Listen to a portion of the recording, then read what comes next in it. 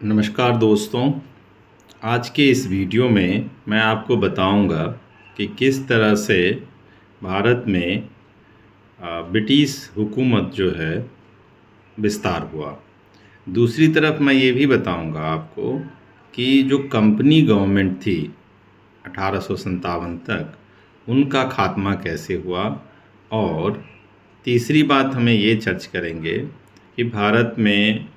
किन किन कारण के वजहों से ब्रिटिश हुकूमत का फैलाव होता चला गया और क्यों भारतीय जो राजा महाराजाएं थे वो इन चीज़ को रोकने में असफल रहे। आज की इस लेक्चर में मेरे हाथ में एक बुक है और उसके कुछ पार्ट को मैं आपको बताने जा रहा हूँ, जिसका नाम है इम्पीरियल बॉडी। बुक का नाम है the physical experience of the राज।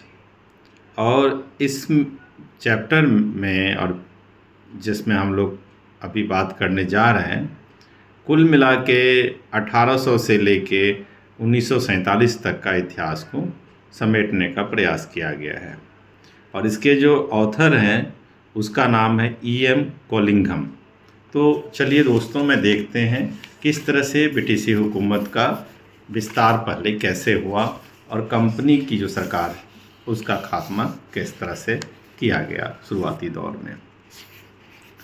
जो 1858 के पास में हमने ये देखा कि ईस्ट इंडिया कंपनी जो एक 1765 से पूरी तरह से भारत में कानूनी तौर पे काम कर रही थी, अब वह ख़त्म हो चुकी है और जो सत्ता का हस्तांतरण है वह सीधे ब्रिटिश के जो एडमिनिस्ट्रेशन है, यानी कि ब्रिटेन का जो उस समय का पार्लियामेंट है या क्वीन विक्टोरिया जो है, उनके नाम पे भारत में अब सत्ता का हस्तांतरण हो गया, उनकी पावर का ट्रांसफॉर्मेशन हो गया था। और एक चीज़ इसमें हमें ये भी देखने को मिलता है कि ब्रिटिश रूल जो है, जिसमें पहले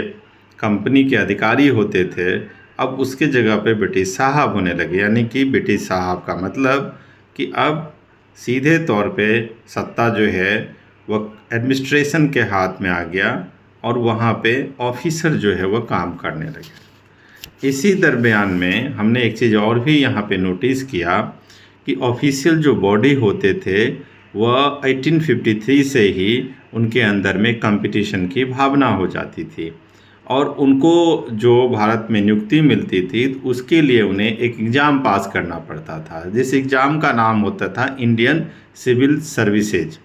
और इंडियन सिविल सर्विसेज पास के जो आते थे उनको इंडिया के अलग अलग हिस्से में जो है नौकरी दी जाती थी और वह बड़े कुशलतापूर्वक जो है सरकार का काम करती रहती थी। अगर हमें इसमें एक हमारे पास में उदाहरण मिला है 1882 का, 1882 का, जिसमें बॉम्बे गवर्नमेंट ने अपनी एक लिस्ट भेजी थी ब्रिटेन के पार्लियामेंट में, जिसमें उन्हें कितने सिविल सर्वेंट की ज़रूरत है और कहाँ कहाँ पे ज़रूरत है और किस तरह से अपना काम को करना है, उसके बारे में उन्होंने पूरा ब्यौरा दिया था। फिर हमें अगर पंजाब की बात करते हैं, पंजाब सूबा के, तो वहाँ पे भी हमने देखा कि सिविलियन स्टाइल में जो सिविल सर्वेंट हैं वो बड़े अच्छे से काम कर रहे हैं और कहीं न कहीं आम पब्लिक के साथ में एक बेहतर एसोसिएशन बनाने का प्रयास किया जा रहा है। बट भाई एक बात और भी हमें देखना है यहाँ पे, जो सबसे ज़्यादा महत्वपूर्ण की बातें ये है कि क्या ये सिविल सर्वेंट टाइम टाइम पे जो सरकार को पैसे चाहिए होती थी, यानी कि जो रेवेन्यू है वो कलेक्ट करके दे पा रहा है या नहीं दे पा रहा है। उसके लिए भी हमने देखा है कि उसके लिए उन्होंने जो सर्वेंट रख रखा है उसके अंदर में सबऑर्डिनेट हैं और सबऑर्डिनेट जो है वह सरकार के जो भी रिफॉर्म है उसको पूरी तरीके से जो है लागू करने का प्रयास करता है और जो टैक्स वसूलने की जो बात है उसमें वह पूरी तरीके से गवर्नमेंट का मदद कर रहा है। अगर हम इसके आगे की बात हम करें तो जिसमें हमने देखा है कि कुछ कुछ जगहों पे इसका काफ़ी ज़ोर शोर से विरोध भी किया गया है। तो जो विरोध जो की गई है वहाँ पे सीधी बात आती है कि जिन ऑफिसर को ये काम दिया गया था क्या उन्हें कुछ कंपनसेशन मिल रहा है कि नहीं मिल रहा है। तो कंपनसेशन के तौर पे हमें देखने को मिलता है कि उन ऑफिसर को जो है तनख्वाहें मिल रही है और बाकी सुविधाएं दी गई है। तो फिर पूरा बात ये होती है कि जो वर्तमान कंडीशंस है उस कंडीशंस में कितने टैक्स वसूलना चाहिए और उस टैक्स का कहाँ कहाँ उपयोग होगा, इसके बारे में भी हमें देखने को मिलता है। अब जब भी कभी हम आपको एक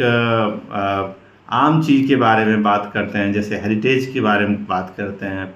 या हम किसी एरिस्टोक्रेटिक लिनेज के बारे में बात करते हैं, तो हमें ये देखने को मिलता है कि कैसे कैसे उन जगहों पे कैसे हेरिटेज का फैलाव होता चला गया। अगर आप कंटेम्प्रोरी तौर पे वेलवर्स रेशियल लैंग्वेज की अगर हमें देखें तो रेशियल लैंग्वेज में हमें कंपटीशन तो नज़र आती है, कंपटीशन के साथ साथ हमें ये भी नज़र आती है कि हमारे पास में जो एक इंटेंस डिबेट चल रहा है और वो ये था कि क्या सिविल सर्वेंट अच्छा है या कंपनी गवर्नमेंट अच्छी थी, या हमारे पास में जो एक फिजिकल तौर पे जो सिस्टम्स है उस फिजिकल सिस्टम्स में हमें कैसे इस चीज़ को सफल बनाना है, उसके ऊपर भी बात चल रही है। और मोरली तौर पे हमें ये देखना है कि सिचुएशंस कई बार हमें अलग मिलती है, तो उस सिचुएशंस में ब्रिटिश गवर्नमेंट कैसे अपने आप को ढाल लेते थे। जो लोग ज़मीन जिनकी खुद की होती थी तो उनको तो ब्रिटिश ज़्यादा परेशान नहीं कर पाते थे, लेकिन नए नए जो टैक्स वसूलने की वजह से कलकत्ता रिव्यू के हिसाब से ये देखने को मिला कि बहुतों लोगों की ज़मीन जो है जबरन या तो छीन ली गई थी या उनके हाथ से ज़मीन चली गई थी। इसी दरमियान में अगर आप प्रथम वर्ल्ड वॉर के टाइम में आएँ तो आपको देखने को मिलेगा कि जो सिविल सर्वेंट है वो कंटिन्यू तौर पर इंडियन से मिलना चाहते हैं। उसके साथ साथ ये भी है कि 34 से लेके आपको आगे के टाइम तक ब्रिटिश जो है वो रिफॉर्म के नाम पे काम तो करता, लेकिन वो रिफॉर्म उतना कार्यरत नहीं हुआ जितने की इम्पीरियल सेरेमनी की गई थी और एक सिंबॉलिक तौर पे जो है एक बॉडी तैयार किया गया, और जिसका मतलब ये था कि अब ब्रिटिश गवर्नमेंट जो है सिंबॉलिक तौर पे इंडिया पे रूल कर रहा है, जो 1858 के बाद फिर हमें 1877 में, 1903 में और फाइनली 1911 में हमें ये चीज़ देखने को मिलता है।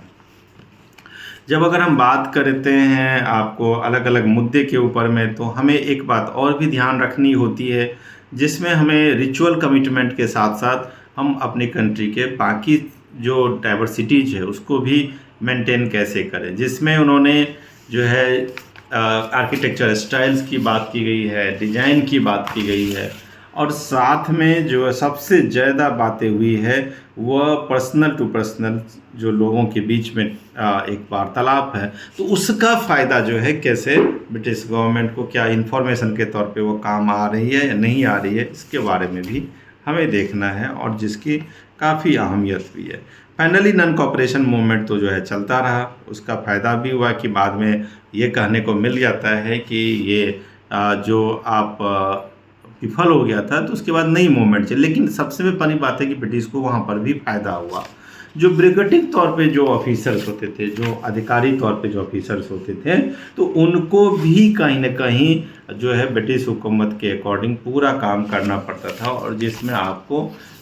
कुछ जगहों पे तो ऐसा मिला है कि उन्हें वरीयता दी गई थी, यानी कि उन्हें अलग इम्पोर्टेंस दी गई थी, लेकिन वो इम्पोर्टेंस उतना काम नहीं आ पाता है, क्योंकि अगर हम जब भी कभी बात करते हैं तो प्रेस्टीज और फिजिकल जो है वायलेंस की बात करते हैं। तो प्रेस्टीज के केस में हमें देखते हैं कि महिलाओं को जो है बाहर जाके अपनी मांगे रखनी पड़ रही है, और या दूसरी तरफ से हमें ये देखने को मिलता है कि क्या हम उनको घर बैठा के ही ये पूरी चीज़ें कंप्लीट कर सकते हैं कि नहीं। फाइनली दोस्तों, इसमें हमें एक दो बातें और बताने की ज़रूरत है, और जो सबसे ज़्यादा महत्वपूर्ण ये है कि ब्रिटिश ने जो आम पब्लिक ने इस तरह के जो हैबिट लगाए गए हैं टैक्स बढ़ाने के, उसको पूरी तरीके से इसके ऊपर में कंडेम किया है, और इससे ये भी तैयार की गई है कि मास पे जो लोग हैं वो अभी भी उन्हीं के मेथड को फॉलो कर रहे हैं, ना कि जो मेथड्स हमने दिया है। और ये मेथडोलॉजिकल जो है वो पूरी तरीके से अंडरस्टैंड करने के लिए हमें पूरी जिम्मेदारी देती है। थैंक यू दोस्तों।